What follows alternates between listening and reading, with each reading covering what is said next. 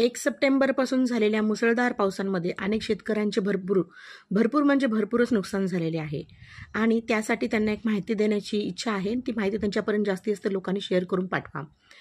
या वर्षीचा खरीप हंगामातील पीक विमा पूर्वसूचना म्हणून 72 घंट्याच्या आत म्हणजे 3 दिवसाच्या आत पूर्वसूचना जर तुम्ही विमा काढला असेल तर ते देणे अत्यंत गरजेचं आहे. त्यासाठी टोल फ्री नंबर आहे 1447 म्हणजे 1447 आणि कॉर्प इन्शुरन्स म्हणून ॲप देखील आहे.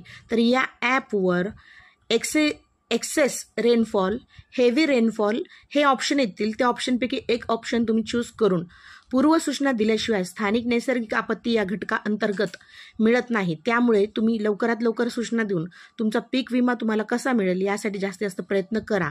आणि सूचना दिल्यानंतर शेतकऱ्यांना उपलब्ध जो कोड मिळेल डॉक्ट कोड तो ID जपून ठेवा.